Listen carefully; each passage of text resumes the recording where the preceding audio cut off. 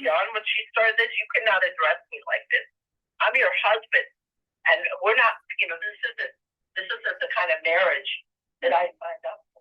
Yeah. And I insist we go to therapy. No, okay, let me go because I got to start this meeting. Okay, I'll talk to you later. All right, bye. Love you. Bye.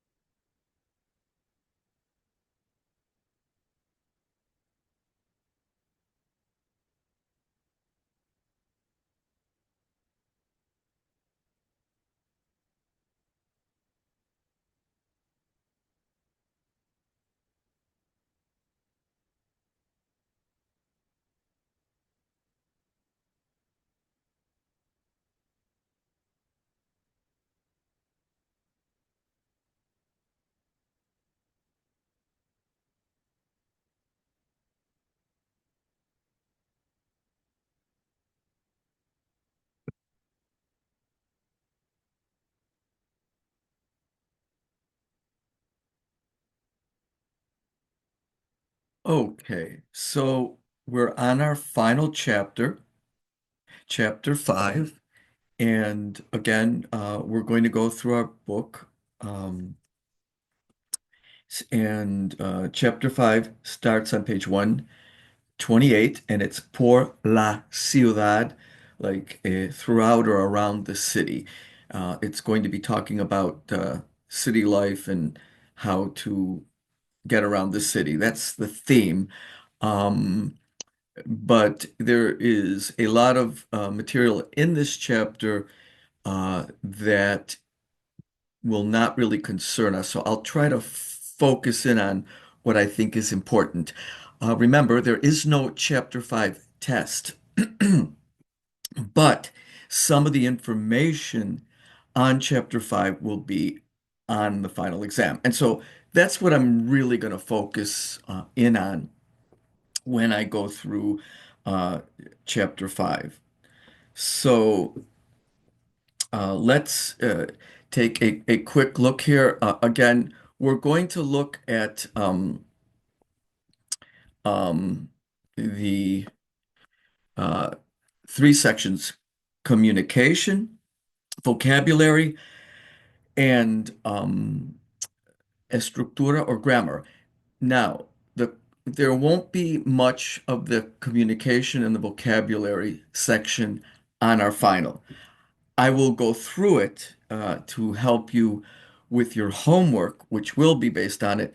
And it's more what I want to focus on in a little more detail is the estructura or grammar at the end of chapter 5, because that will appear on the final exam. Okay? And again, your final exam will have everything from chapters 1, 2, 3, and 4. And then really the major elements from the grammar or estructura part of chapter 5. Okay, so let's quickly go to comunicación or communication. And at the bottom of page 129, there is a small box there. We want to look at these boxes because they kind of sum everything up. Again, look at the information prior to the box and then look at the exercises after. But they want you to know, how do you thank somebody in Spanish, okay? And also, how do you say you're welcome? So this is really basic stuff. You don't really need me to go through this, but let's take a look at it. So the general way we say thank you in Spanish is gracias, or muchas gracias, or muchísimas gracias. Again, muchísimas is like super thank you, okay? Uh, And then they give you some examples how to use it with por, the preposition por. Gracias por la entrevista. So if you just had an interview, you might say, thank you for the interview. Uh, Thank you for the money. Gracias por el dinero. Just showing you that.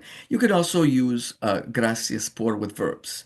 Thank you for coming. You use the infinitive of the verb after the preposition por. In fact, in Spanish, you always use the infinitive of the verb after a preposition. Just a good rule to know. So, gracias por venir.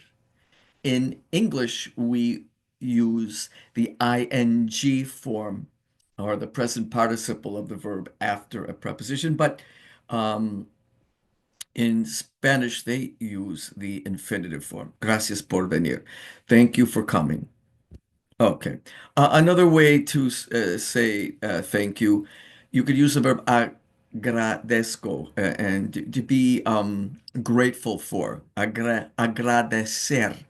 So you could say, if you want to say, I thank you, it be yo te agradezco. Or if you want to use the usted form, yo le agradezco. De ustedes, yo les agradezco.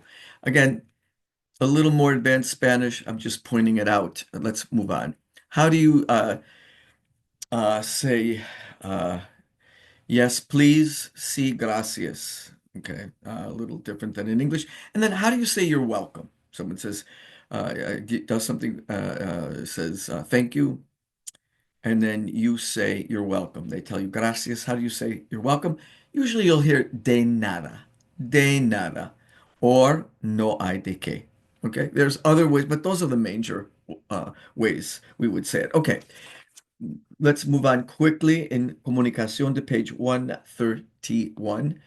And we want to, in here, hold on a second, let me get me to the little box here on page 131, giving and asking for directions. Again, you'll have some examples in your homework. This really won't be so much on your exam, but first of all, you want to, somebody might, they're trying to get you so that you're able to ask for directions in Spanish, okay? So you might want to ask, where is something? Okay, so whenever you want to ask where is something, and it's a physical object, something tangible, a place, a building, a park, you're going to use the verb estar, never ser. So you're going to use where is it? ¿Dónde está? ¿Dónde está el gimnasio? Where's the gym? ¿Dónde está la ciudad? Where is the city? So just remember that you use estar. You can also use ¿dónde queda? And queda is means to remain, but it's used all the time. So, ¿dónde queda el gimnasio? ¿Dónde queda la ciudad? But estar is used more commonly, but both can be used. Okay, and they give you some examples. Um, they talk about here and there. Aquí is here. Allí, the double L is pronounced like a Y. So let's take a look at the example here. De aquí, from here, no está muy lejos. From here, de you should know is a preposition. It means from. From here, no está muy lejos. From here, it's not very far. Okay, lejos means far. Okay, allí, over there, está el supermarket. There is the supermarket or market. Allí está el mercado. There está el mercado. And notice we're using estar, or we could use quedar. Um, Again, if you're giving directions and you want to tell people, go continue this way, you can use the verb seguir, and we're going to see the usted commands are going to be used here. Seguir is a stem changing verb. The E of the stem goes to I. For the usted form, it would be the command form is siga. Uh, okay, if it were the two form, be sigue, but normally if you ask someone directions, they don't know you, they're going to use usted. That's why they give the usted commands here. So siga, continue on or continue. Derecho means straight or recto, either one you could use. So continue straight, siga recto, or siga derecho. And then cuadras are blocks. So you could tell somebody it's, continue 5 blocks. Continue on 5 blocks, you would say siga derecho 5 cuadras. Okay. Let's move on and just look at some more words here. How do you say turn? And this is the most common one is doblar. Again, we're going to give an usted command. It's going to be doble, doble. You'll also see girar, girar with the G, but more common is doble, doblar, doble. And go turn right would be doble a la derecha. Turn left is doble a la izquierda. Okay. To go up or down, like down or up a street. To go down a street is, to go up a street is suba, and to go down a street is baje. So suba por esta calle. Go up uh, this street. Suba por esta calle. Calle is street. Okay. And then they give you some more examples with estar and quedar. Those would be the verbs you use when you're giving the location of something and you want to say someplace is somewhere. And across, a la derecha, a la izquierda, we know is right and left. Across from is enfrente de, behind is detrás de, and next to is al lado de. The word for block is cuadra, okay?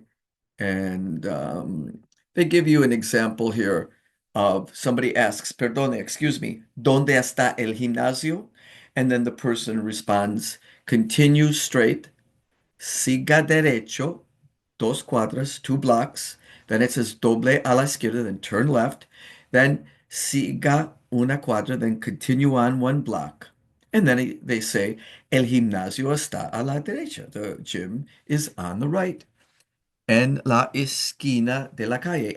Esquina is corner, and this corner of, on the corner of the street, or St. Martin Street and Avenida, the 18th of September Avenue.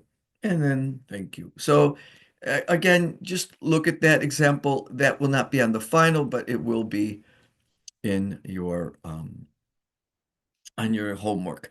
The next part here, this is just a little section here.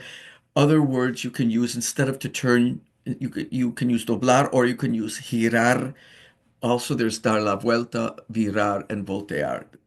They all can be used as to turn. The most common I hear is doblar or dar la vuelta.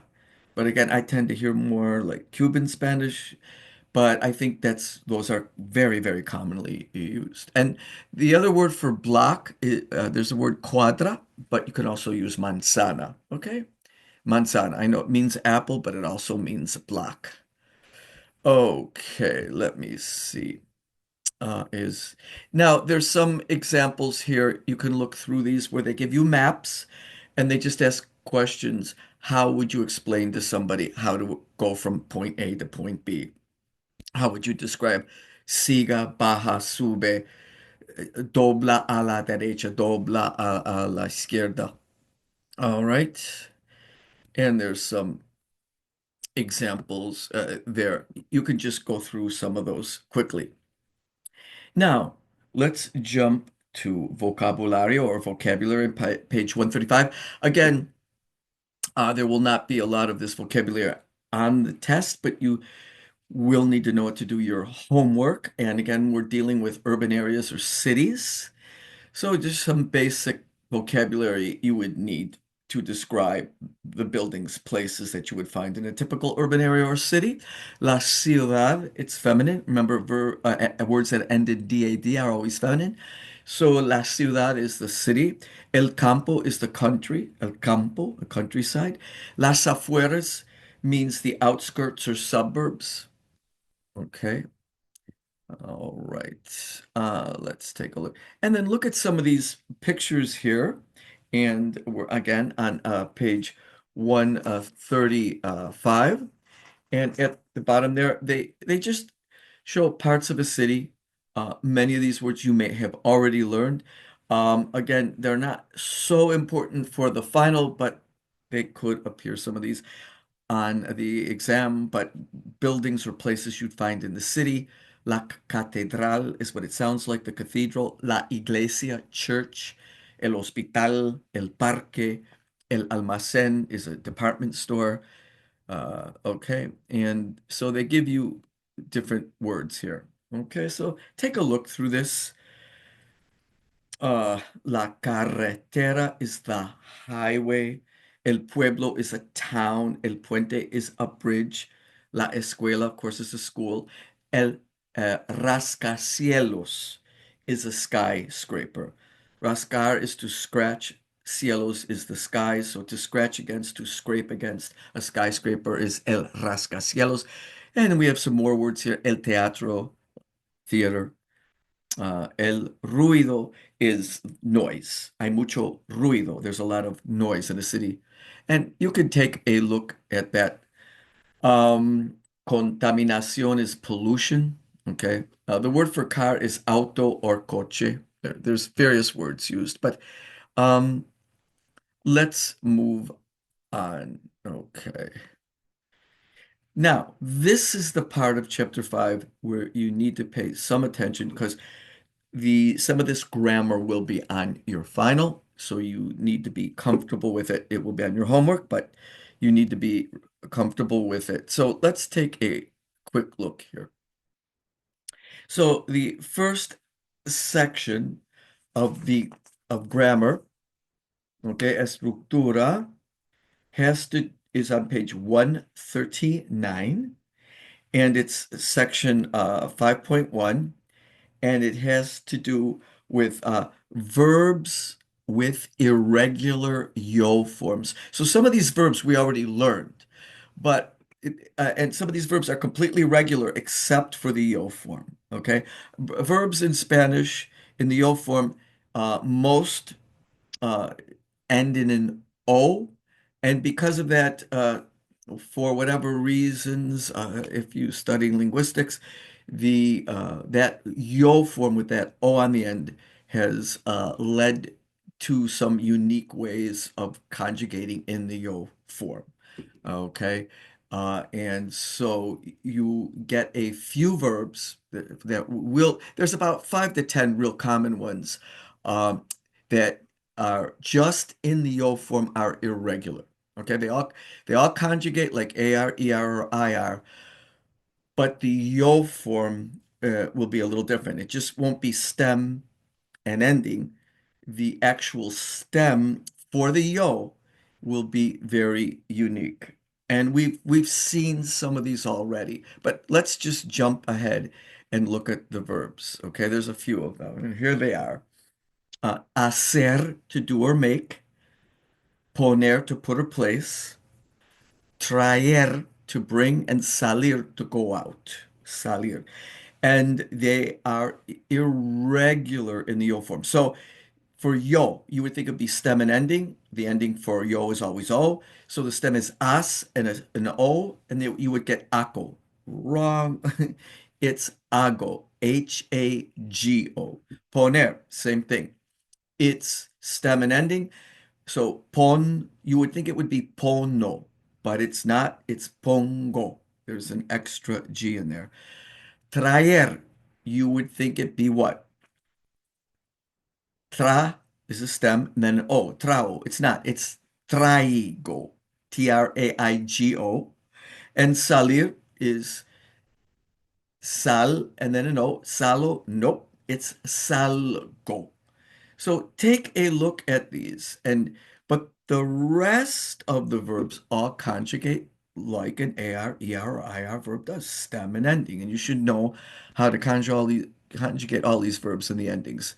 And they give you the reason why, again, porque, why did this happen? And you can look through that. Now, here's some more verbs with stem changes. And we learned these verbs, tener, to have, venir, to come, and decir, to say. These are all stem changers. And we learned these already. But if you remember, the yo form of these stem changers, again, is a little different. So it's not, it's normally the stem change for tener is tien. So you would think it'd be yo tieno. No, it's yo tengo, no stem change. Venir, you would think it would be the stem change would be vieno. No, it's vengo, no stem change. You have to learn these. And finally, decir, where the E goes to I, you would think it would be dico. Nope. It's digo with a G, D-I-G-O. So make sure you look at those. Okay. Oír is a little different.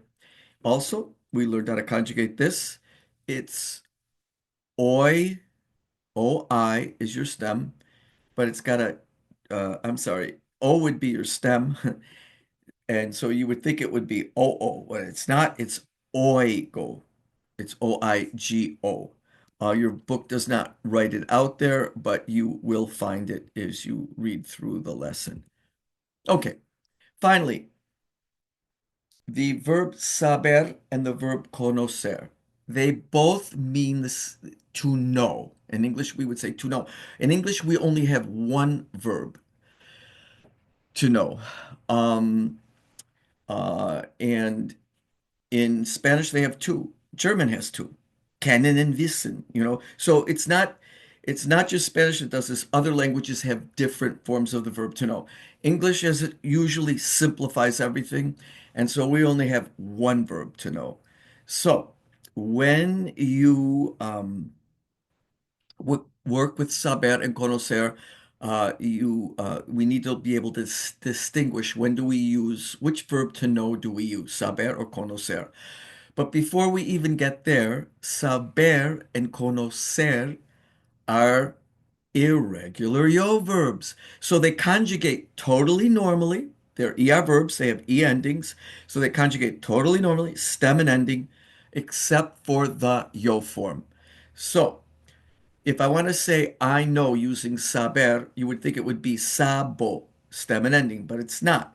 It's se, S-E. Please learn it. It's right there. For conocer, you would think it would be conozco, but it's not conozco, it's conozco. A Z gets inserted into the stem. So learn the yo forms of these verbs. The rest of the verb conjugates totally regularly. Okay, so they both mean to know. Now, what's the difference? Saber means to know a fact. Like I know where you live. I know what time it is. I know what she is wearing. I know what I just ate. I know where the house is. To know a fact, something factual. I know her number. I know your address. Conocer is to be acquainted or familiar with something. Usually it's used with people. So if I want to say I know her, or I know John Paul, or I know Mary Beth, I use conocer, never saber. Everybody got that? Furthermore, since conocer means to be acquainted with or familiar with, we also use it with things. So we could be familiar with a book, or we could be familiar with a movie or a work of art. So I could say, I know Hitchcock's films. Yo conozco las películas de Hitchcock, or yo conozco los libros de Shakespeare. I know Shakespeare's books. I'm familiar, or conozco la poesía de Shakespeare. I'm familiar with Shakespeare's poems. So conocer always used with people, but it also can be used with things. It could be used with a place. I know, what is it called? Hertzklog or something park in Greenville. I know that park. Yo conozco el parque. I'm familiar with it. Okay. But if I want to say I know where the park is, then I would use saber because now I know a factual. I know where the park is and I'm familiar with it.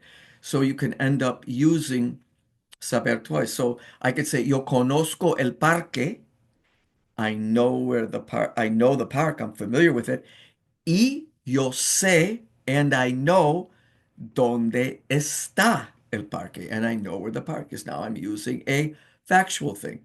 So take a look at that. There will be 4 questions or so on your final, and you got to differentiate when to use saber and conocer. Okay? And there's some examples here. Let's just go down this box a bit here. Uh, Here it tells you saber means to know a fact or know how to do something. So here the person says, Yo sé, I know, que vives en el centro. So that's a factual thing. I know where you live. I know you live in downtown. Okay. Sabemos que Miami está en Florida. That's a fact. We know that Miami is in Florida.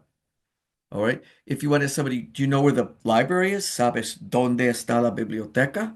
Okay. So you see how it's used? You could also use it with knowing how to do something. I know how to swim. Yo sé nadar. Ella sabe nadar. And you use it with the infinitive of the verb. I know how to swim. Okay. I know how to study. Yo sé estudiar. I'm good at studying. Conocer again is to be acquainted or familiar with somebody, but it could also be with someone or something. So here it is. Yo conozco muy bien mi universidad. I know my university well. I know it well. I'm very familiar with it. You can know a city. Juan conoce Boston. He's familiar with it. And he also knows where it is. Now we would say, y Juan sabe dónde está Boston. Now it becomes a factual thing. And look at the last one. Conocer is generally always used with people. Conoces a mi hermano. Do you know my brother? When you use conocer with a person, and the person is the object of conocer, like I know Bob, I know Mary, you have to put an a after your conjugation of conocer. So you would say, I know Mary would be yo conozco a Mary. I know Bob, yo conozco a Bob. But don't worry too much about that. I wanted to point that out. There's some examples of working with irregular yo verbs, and there, please look through these. Uh, and make sure you're familiar with them. One other verb I don't believe they mentioned at the beginning is dar. Dar is the verb to give, and it's completely regular except for the yo form. The yo form is yo doy. Okay? You might think it's do, do. No, it's yo doy. And we know with a star, it's yo estoy, irregular yo verb. And for ser, I am would be yo soy. So are some more irregular yo verbs. But let's move on. Um, okay.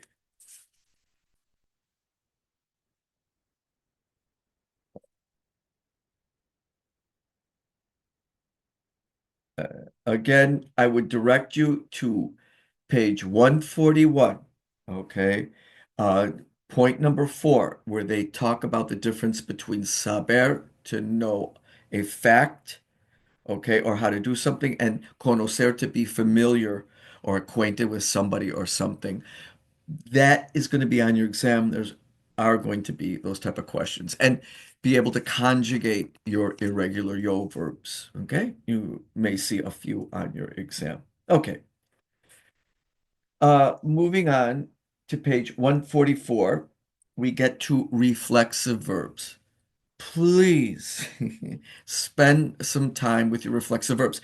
They're going to give you reflexive verbs, maybe 5 or 6. They're very easy to conjugate. They're going to give you the verb in the infinitive. They'll give you a subject and they'll say conjugate it. So we need to know how to conjugate reflexive verbs. Okay? And so let's take a look at page 145, or really the bottom of page 144. And they talk about reflexive verbs there. So let me see if I can. There they are. There's your reflexive verbs. And Look at those pictures. Those are all reflexive verbs. Despertarse, maquillarse, ducharse, bañarse, peinarse, afeitarse, dormirse, acostarse, bañarse, sentarse, vestirse. Please familiarize yourself with these verbs. Now, look at the verbs. They're either AR, ER, or IR verbs. And notice what's attached to the end. The pronoun se. It's attached to all of them. So right away, when you see the infinitive, that's how you write the infinitive. And a reflexive verb is a verb that reflects back on itself. The actor, the subject, will do the thing, the verb action, back on himself or herself. Does everyone understand that? So, for example, ducharse. Duchar is to shower. Ducharse is to shower oneself. In the infinitive, se means oneself. The reflexive verbs are the self verbs. So ducharse means to shower oneself. Bañar is to wash or bathe. Bañarse is to bathe oneself. Bañarse. Okay, most of these verbs are reflexive. When you bathe yourself. The subject of the sentence does it back on him or herself. That's why it's a reflexive verb. Okay, when you take a shower, it's something the actor, you or whoever does to themselves. So there, look at afeitar. Afeitar, again, these are all either AR, ER, or IR verbs, and then they'll have a se on the back because afeitar is to shave. So when you shave yourself, it's afeitarse. It's something you do.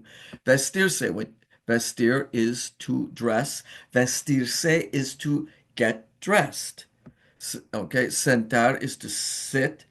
But when you sit yourself. It's something you do to yourself. There's bañarse, you bathe yourself. Acostar is to lay down on your side when you go, and it means to literally lay down or go to bed. Acostarse. And then dormirse is the verb dormir is to sleep. But if you sleep yourself, it's translated into English as to fall asleep. And that's what these mean, okay? So they'll all have that funny little SE attached to them, but they're either AR, ER, and IR verbs. Some of these verbs, like dormir, are stem changers. They're easy to conjugate. You should be able to conjugate all these verbs. What you need to know is what do I do with the little say at the end, the self pronoun, and that is what we are going to learn now. So let's take a quick look at the bottom of page 144. Okay, and again, this is going to be on your exam, your final, so make sure you can do this. So the verbs in para empezar above are all infinitives because they have a se on the end. Okay, that means oneself. That's how I would translate it. This ending is a reflexive pronoun, and the verbs that have it are called reflexive verbs. Reflexive verbs often, but not always, indicate an action that one does to oneself. Okay, afeitarse, bañarse, to shave oneself, to bathe oneself. Reflexive verbs are conjugated just like other verbs. They're either AR, ER, and IR, and you should be able to conjugate them all.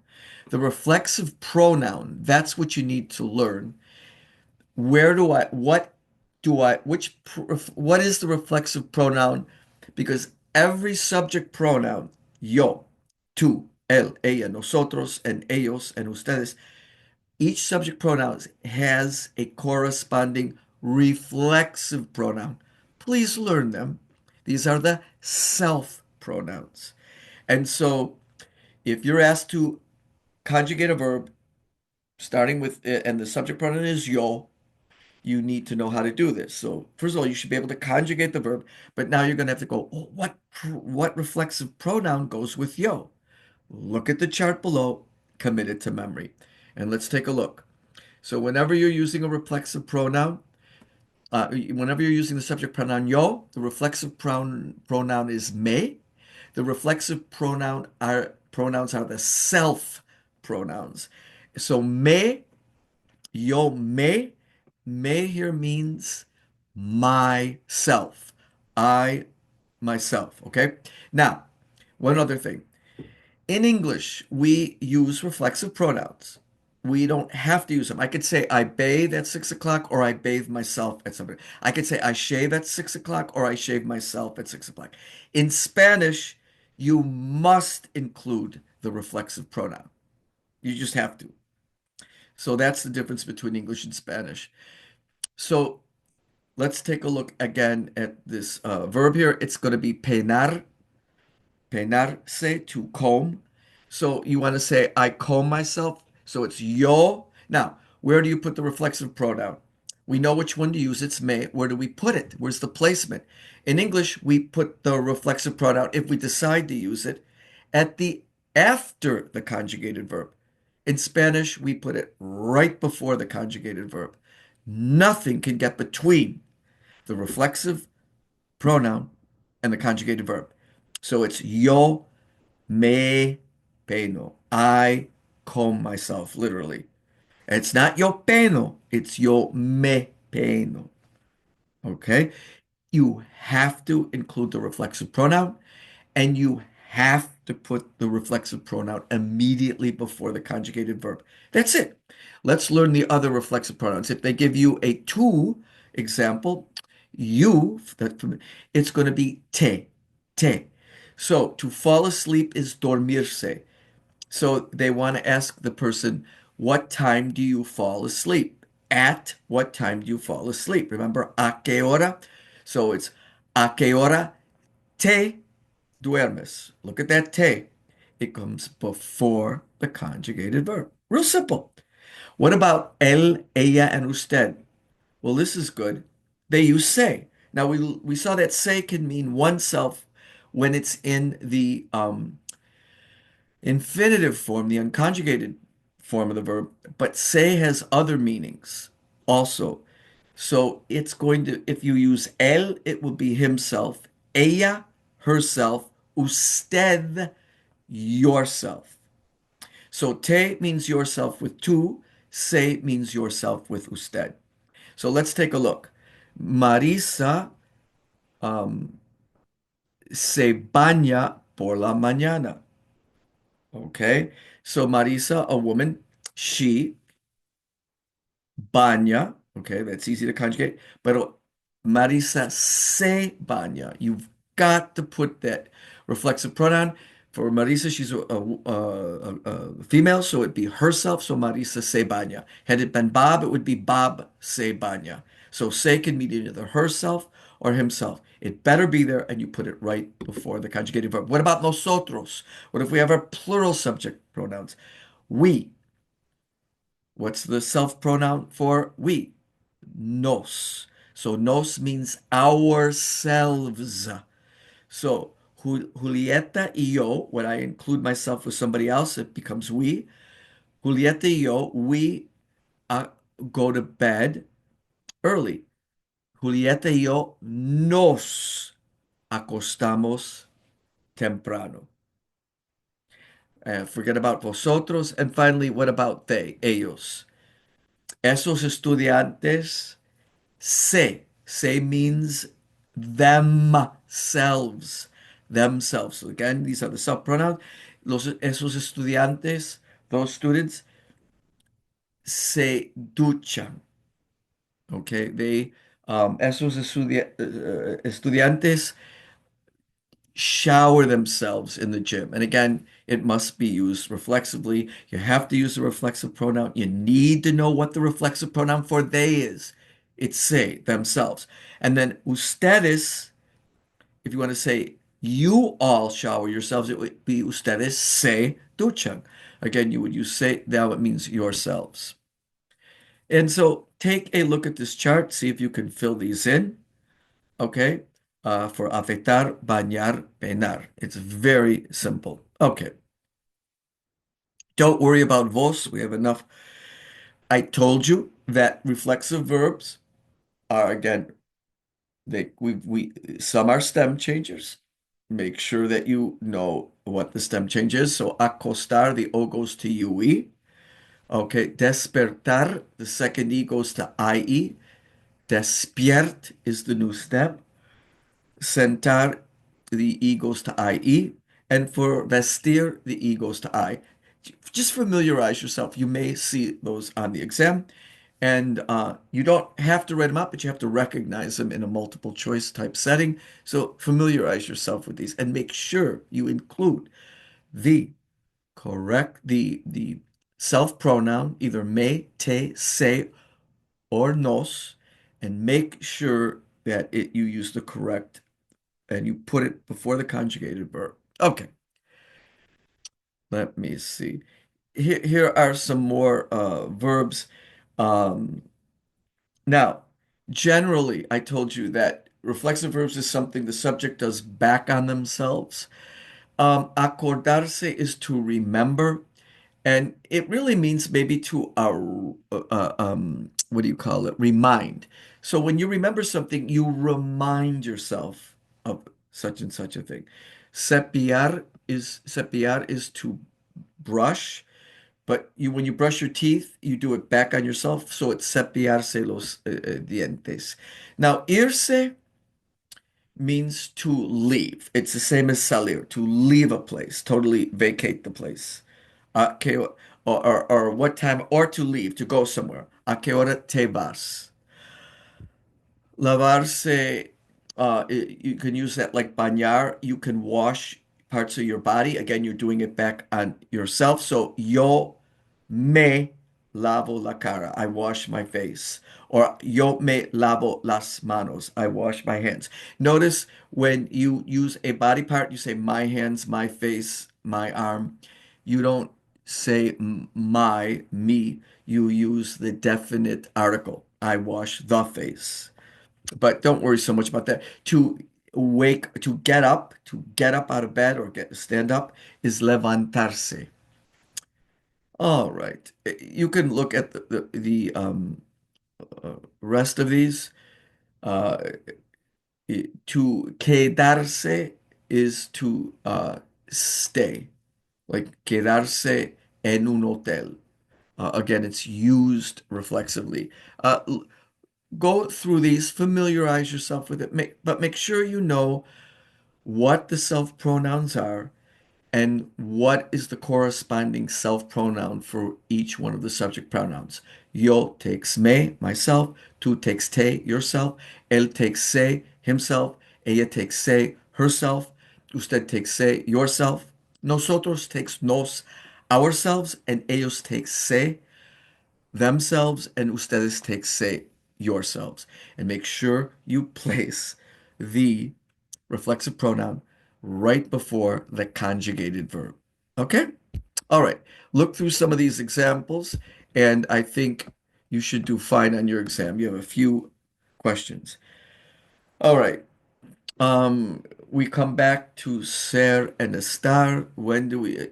Como es is means, and we're using ser and estar, the verb to be, but there's two verbs to be with adjectives. If you recall, ser means permanency, like a permanent characteristic.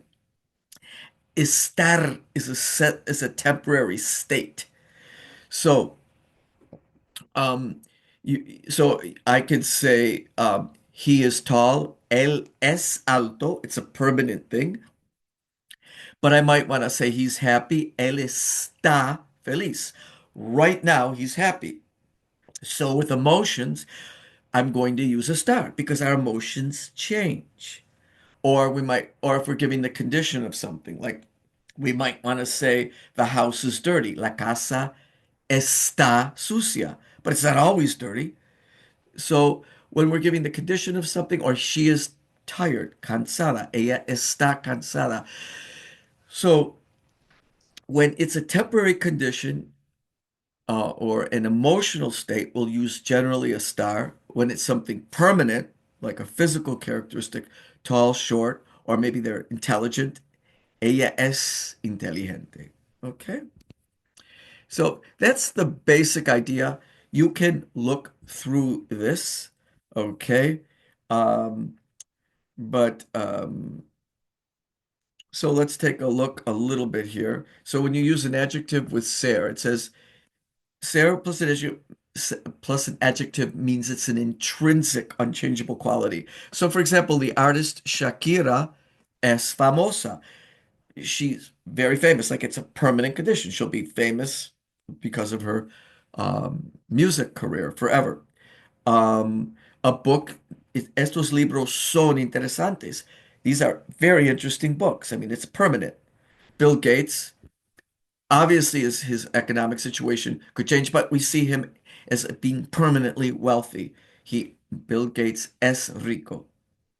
Now, we can use an adjective when we mean something is short-lived or temporary. So Shakira is famous, so we use es. But right now, for an emotional state, we're going to use a star because she might be happy right now, but she might not be later tonight. So Shakira está contenta. Jorge, here's triste, sad.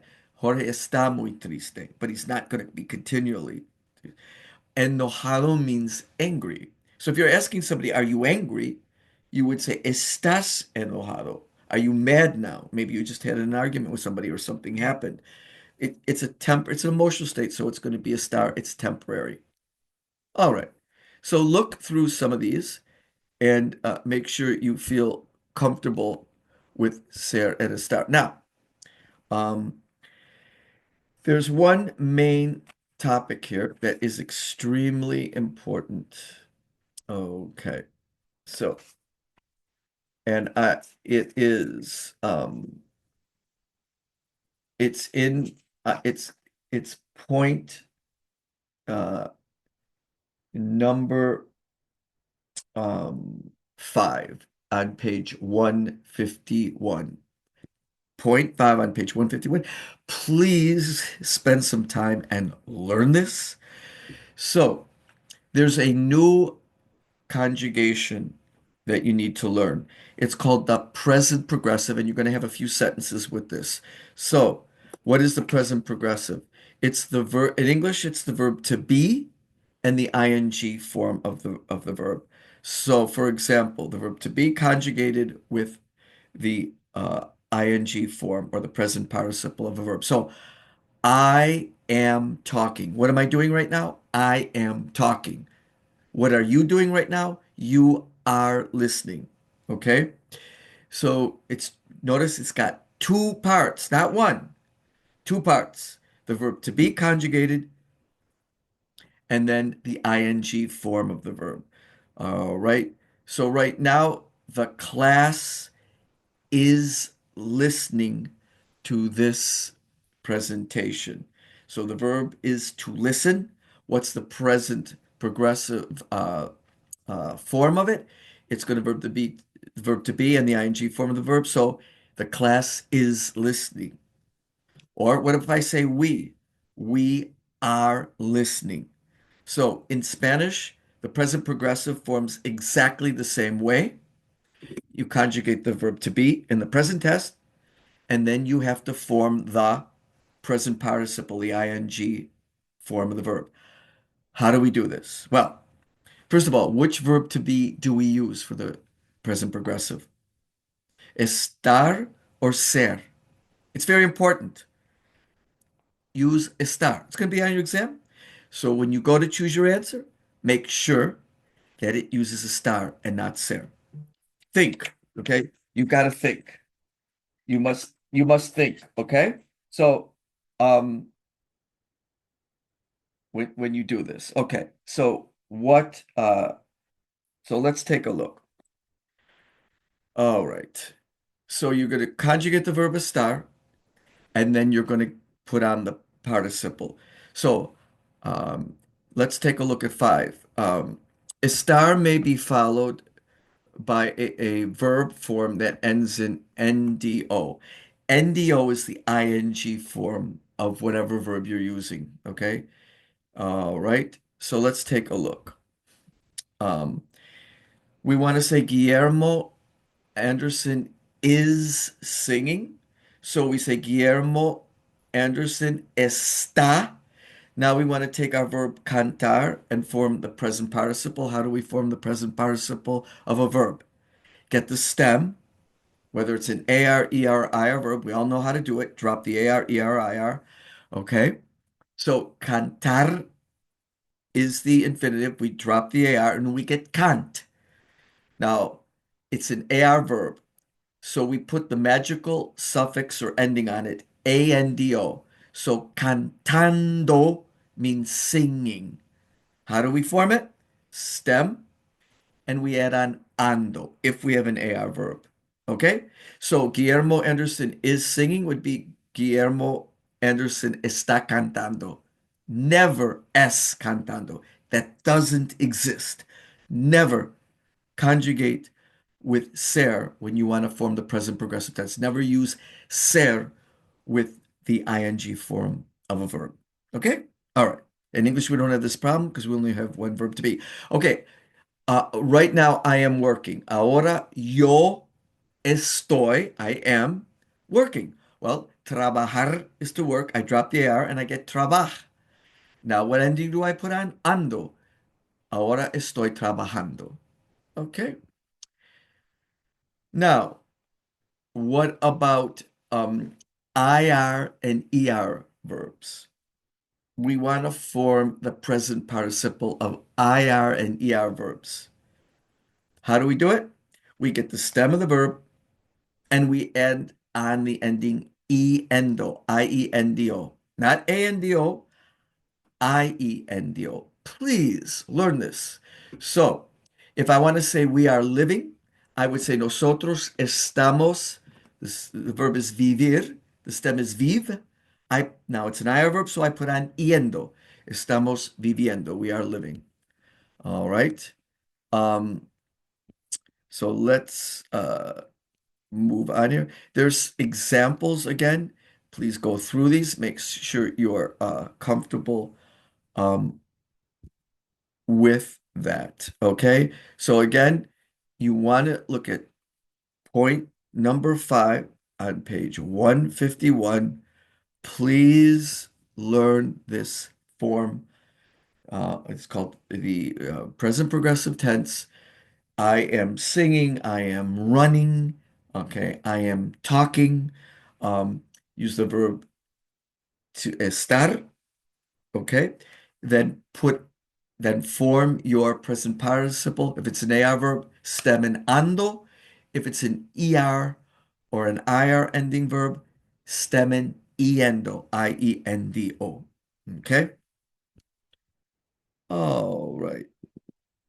Uh, make sure you're aware of that. And as they say, you could jump ahead to 11 and just take a look at it, but there's going to be some questions on it. And I just wanted to make sure that you're aware of that. Okay, let's move forward here.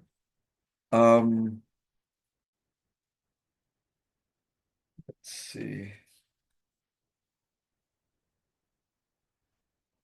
All right. Now, finally, on page 154, there's one more area of grammar we need to know. Okay. And okay. And please spend a little time and get yourself comfortable with these. Okay, this is on page you see 154 is where it starts, and they're called indefinite and negative expressions, or you sometimes they're called negative and positive words. And give me a second here. Okay, so they're explained in their entirety at the page on page 155. Okay, so let's look at them. Okay, and they're on the prior page. Examples of indefinite and negative expressions would be algunos, ningunos, ninguna, algunos, uh, nada, and algo. All right, so let's take a look. Let's go to page 155. So they say above you see some of the words in boldface type. Okay, write those words in the appropriate position in the chart here. When there are two forms of the same word, write both next to this same English translation. So something How would we say something? Okay, that's kind of a positive word. It's algo. Algo. I want something. Quiero algo. I want something. I want nothing. No quiero nada. Nada means nothing. So no something, algo, nada, nothing. Okay. I want some. I want some water. I want some candy. Okay. I want some rest. Okay. I'm sorry. Yeah. Or I let's say I want some of those things. So it would be algunos or algunas. Algunos or algunos. And I don't want any. I don't want any of that stuff. Ningún or ninguna. Okay? So let's take a look. Given what you know about Spanish adjectives, now these are uh, so um, some and no, ningún and algún, they can be masculine or feminine. They're adjectives. But for something and nothing, they're nouns, so there's only one form. Something is algo, nada is nothing. There's only one form. But for algún and ningún, they can be masculine, feminine, singular, and plural. So you have to adjust them accordingly. But let's take a look. So, so you should not be surprised that algún and ningún, which are adjectives, change their form to agree with the gender and number of the noun that follows, or the noun that they're describing. So look at below. They want you to choose the correct form. Hay algunos or algunas casas en la avenida Cervantes. So again, algún or alguna means any. So I means there are. I'm sorry. So it's there are. There are, or it can mean any or some. So there are, because it's plural, so it'll be some. So there are some houses. Well, look at casas. It's feminine and plural, so it's going to be hay algunas. There are some houses. Look at the next one. Tengo, I have some books in my backpack. So look at libros, it's masculine plural. So tengo algunos libros. Okay, parque, no hay blank parque. There isn't any park. All right, or there isn't a park, or there isn't any park. Now it's singular. Parque is masculine, by the way. It's el parque. So no hay ningún parque. But if it was class, it would be no hay ninguna clase. Got it? You're going to have a few questions like this and choose the correct answer. It's pretty easy. Conocer, to know, to be familiar with. What do you, I am not familiar with galeria, with any gallery. Galería es feminine, and en eso no conozco ninguna galería. I don't know any gallery. For algunos, algunas, the plural forms are the most common, though singular forms do exist, algún and alguna. Okay? For ninguna y ninguna, it is the singular forms that are the most common, though plural forms do exist. I mean, don't get too hung up in that. But let's take a look at three. The verbs, the verb must be preceded by no when negative expressions such as ningún and ninguna and nada come after, or nada come after the verb. So in Spanish, they use double negatives. In English, we don't. So look at the question. No hay ningún cine. Cine is masculine. So there isn't any theater or cinema in the Paseo Casamata. There isn't any. So it's you would never say hay ningún ciudad. You would have to say no hay ningún. You have to make the verb negative. That's all they're showing you there. There isn't any. Okay. No tengo nada. If you want to say I don't have anything, you would say no tengo nada. You would not say um you have to use the no because nada requires it. Okay. They use double negative. So no tengo nada. You wouldn't say tengo nada. Tengo nada. It it might sound right to you, I have nothing, but that you would have to say no tengo nada. So when you have a negative word, make sure you make the verb negative. Okay. Algo en nada. Algo means something, nada means nothing. There are not masculine and feminine forms. They're nouns, something, nothing. Uh, to talk about people, uh, refer to algo and nada refer to things. To talk about people, okay, now use alguien and nadie. Here's the other two words. So alguien means somebody, nadie means nobody. These words are invariable. That is, there are no separate masculine, feminine, or singular plural forms.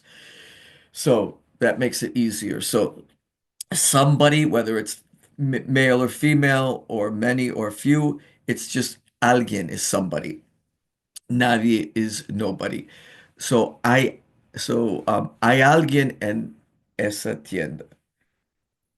So you might walk into a store and you hear something and you might say, hay alguien en esa tienda.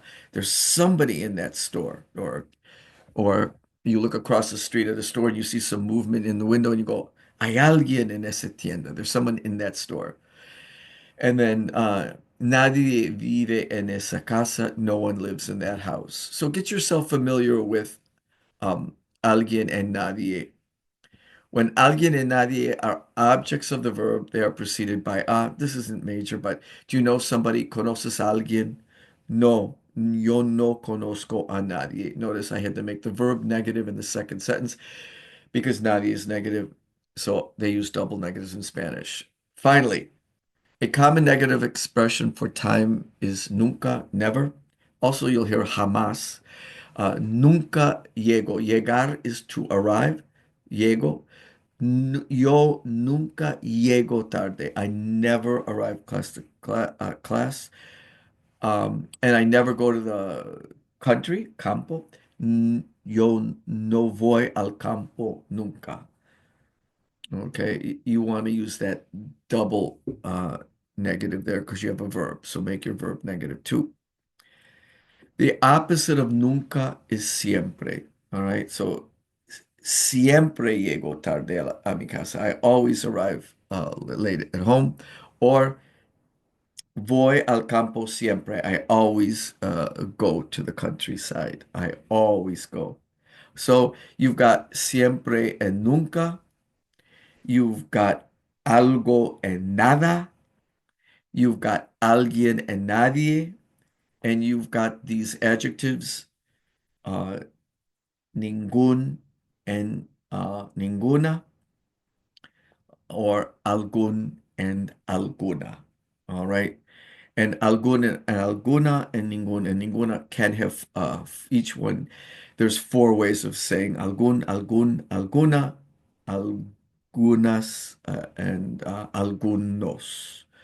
All right, so you have because algún and alguna and ninguna are adjectives, there's four ways to say them. That's all. Okay, so make sure you're comfortable using this. You're going to get some very basic questions on your final. So really, from chapter 5, this is just for your final. Most of the material taken from chapter 5 that you will see will come from what I pointed out right now in the estructura section. Okay, so make sure you're familiar with the differences between saber and conocer. Make sure you know the irregular yo verbs. You can conjugate them and recognize them, and you know that irregular yo form. Make sure you know the present progressive form.